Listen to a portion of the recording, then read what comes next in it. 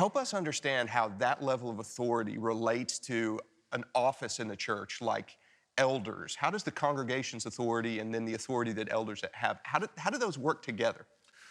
Well, elders are leaders. So the elders, it's clear, say in Acts 20 with the Ephesian church, or in just the qualifications for elders in 1 Timothy 3 or Titus 1, the elders or pastors, it's the same, they're used interchangeably, those words, have the responsibility to teach, to guide, but that's it. We're not the church.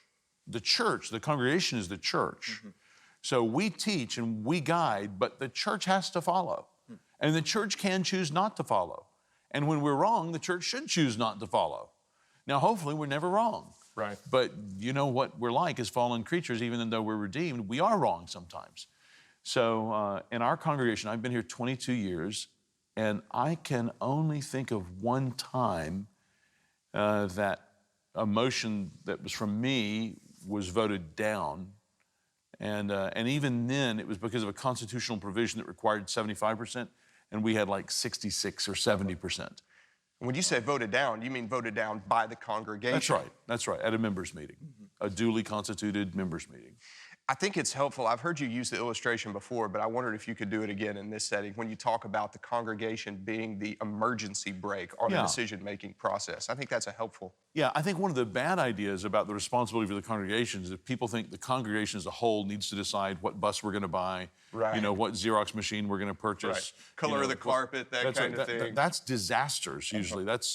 Now, if you have a high degree of congregational unity, and if the elders or the deacons, the leaders in your church think it's wise, they can involve the congregation in those kind of things.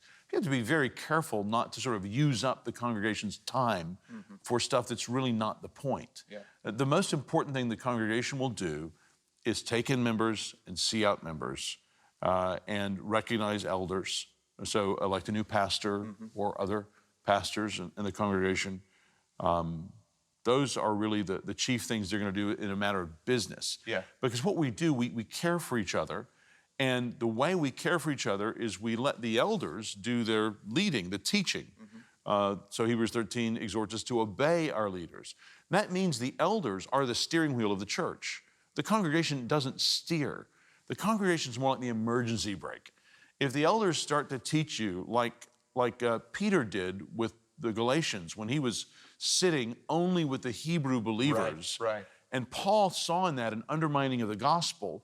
Even though Peter, in his case, had apostolic authority, Paul was instructing the congregations, don't follow anyone that teaches you something like that.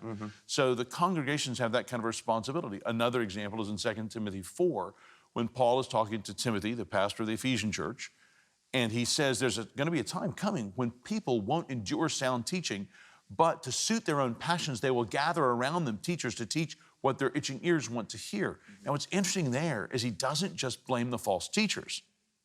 Now, James 3:1 says teachers will be held accountable to a stricter judgment. So teachers like me, and I suppose you, we do have extra responsibility. Right. But also, the congregation that sits and listens to false teaching bears some of the responsibility for that false teaching. Because they let it happen. They let it happen. Nobody spoke up. They're sitting there listening. They're maybe paying for it. They're maybe just appearing to give approval to it. I, from time to time, will exhort my congregation to fire me. You know, if you really love me, fire me. If I start teaching you something that's seriously wrong. Now, I'm not talking about just a disagreement over important but secondary things like Israel. You know, well, that's not an unimportant issue, but it's not the gospel. Right. But if I start teaching you something false about the person of Christ or how we're saved or what it means to be saved, yeah, then you need to, out of your love for me, so I don't incur more judgment on myself from God before his judgment seat, you need to, in love, get rid of me. Just like Paul in Galatians 1:8, you know, said, look, if I or an angel from heaven, Moroni, should come and teach to you any other gospel than the one you've received, let him be accursed.